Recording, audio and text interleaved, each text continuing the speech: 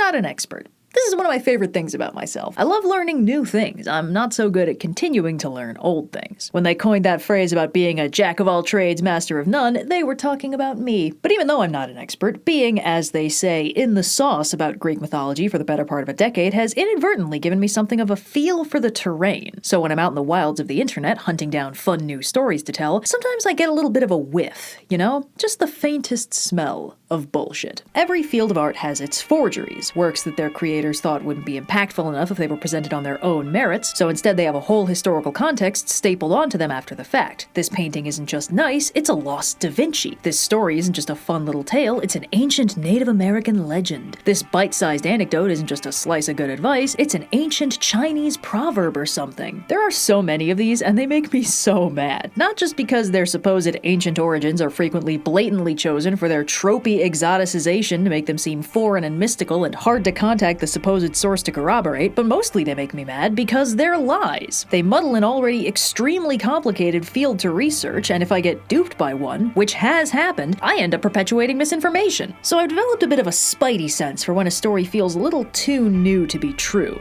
The time-traveling goatfish we discussed back in the Zodiac video? Too many bits of that story that just did not fit the tone of the classic Greek greats. The Greek goddess of torture and punishment that Tumblr made up for funsies smelled that spiral-bound notebook doodle OC a mile off. But I'm not an expert.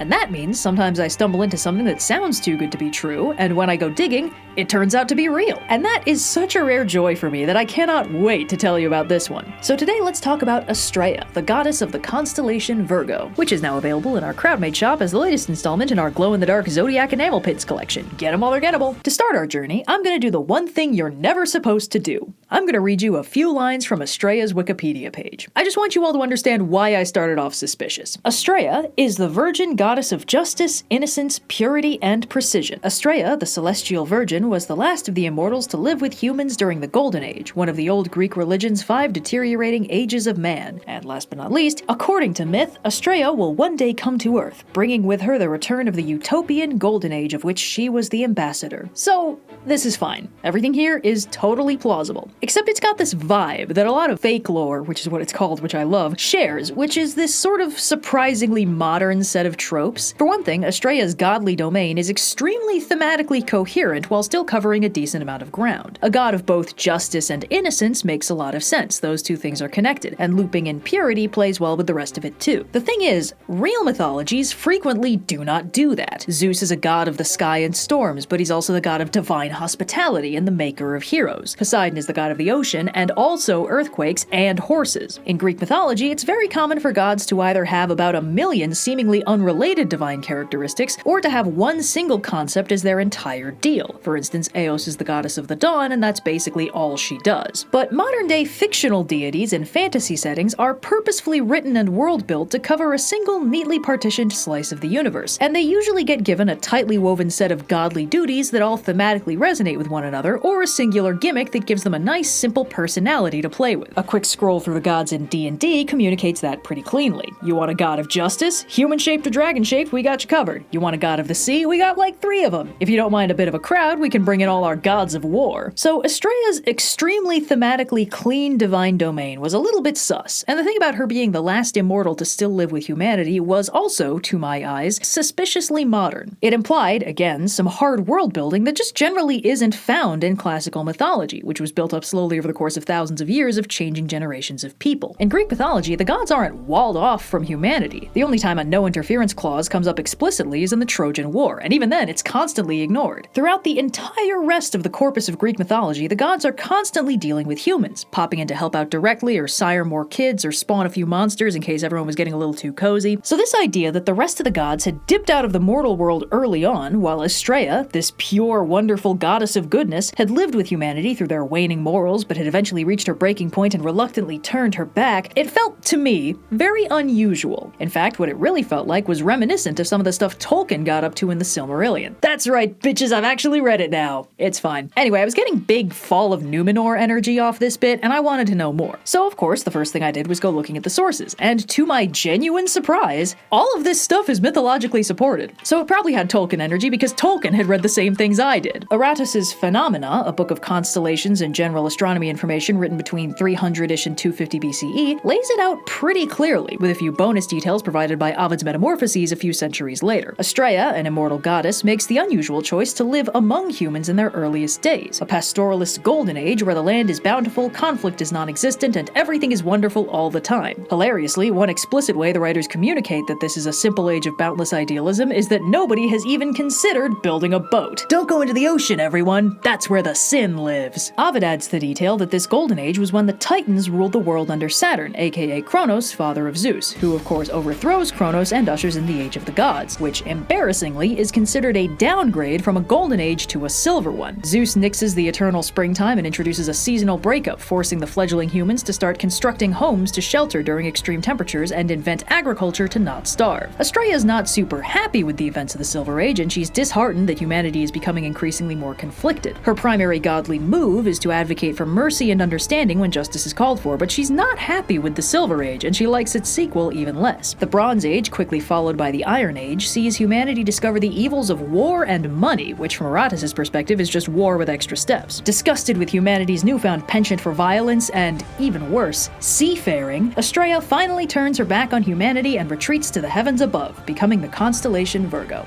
And that's all fine and dandy. Ovid's source alone is good enough for me. He may be biased, but this isn't the kind of story he tended to dubiously embellish from nothing, and Aratus's source just adds even more legitimacy, proving that Astraea wasn't just a Roman concept and dated back to ancient Greece. Plus, these stories have some fascinating implications about the vibes the writers were living through. Aratus and Ovid both were firmly of the opinion that they were living in the shitty, terrible Iron Age. The world had once existed in this beautiful, primeval, pastoralist state where the land provided everything humanity needed without requiring any work. But a divine overhaul and a tragic downfall into petty selfishness and greed had left humanity constantly at war with itself, miserable and hungry and cruel. And sailing! Are there no depths to which we won't sink? And there's a lot here that I think is super interesting. Like, again, getting back to the trope perspective, when a modern Western writer wants to communicate that an empire is unimaginably powerful and decadent and wealthy, they make it look like Rome. Aesthetically, we associate it with an empire at the height of its glory, and the writers from that civilization were like, this is disgusting, I wish we could go back to eating berries in the woods. Amazing. I guess the grass is always greener on the other side of the course of empires. But okay, we've got that settled. Astraea was a real deity, she was associated with justice and innocence and purity and stuff, but it was really that last bit about Astraea that made me profoundly suspicious. You know,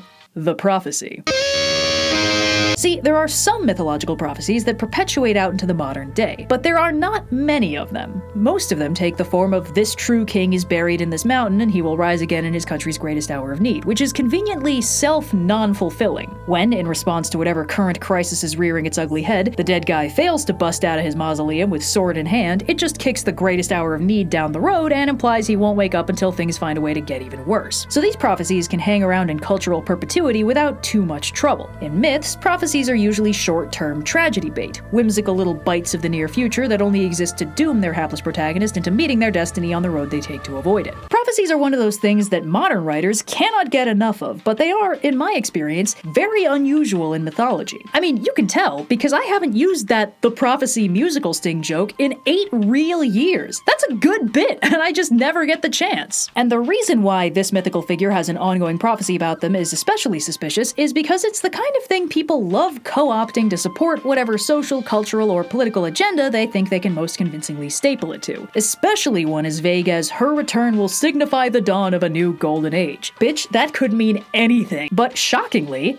this bit is also real. Virgil's 4th eclogue says it in plain Latin. Virgin Justice, aka Astraea, returns, and with her the reign of Saturn, again Kronos, and an accompanying golden age. Even more than that, Virgil's funky little prophecy, credited to the Cumaean Sibyl, says that this ringing in of a new golden era will be accompanied by the birth of some amazing kid who will personally lead this world to paradise. And he was coincidentally writing this around 40 BCE, so within a few scant decades, this little tidbit was going to reach its first pile of people really eager to experience explain how it totally applied to their personal choice of Messiah. The popular read, for the record, is that Virgil was actually writing about the predicted future kid of Mark Antony and Augustus's sister Octavia, a union that would have handily stitched 2/3 of the triumvirate back together, but this is what happens when your prophecies are vague. They get Jesused, which, not to criticize, I feel like a good oracle should have probably seen coming. And it somehow managed to get even vaguer. See, once the Renaissance started and there was a whole crop of powerful queens popping up across Europe, it became extremely hip and cool to conflate every single one of them with Astraea, returned in the form of this one lady to usher in that new golden age everyone was talking about, and to prove conclusively that their empire was just as amazing and wonderful as the great empires of the ancient past had been in the glory days. The Holy Roman Empire hasn't fallen off, guys. It's just as good as it used to be. And now it's got holy in front of it. Anyway, the short of it is, I was right to be suspicious of this prophecy thing, not because it wasn't a real part of the early mythology, but because its prominence in the story of Astraea is 100% the consequence of it being so politically and religiously useful so many times, which is also dishonest, but the classy kind of dishonest that cites its sources and makes me even angrier. Pardon the way that I stare,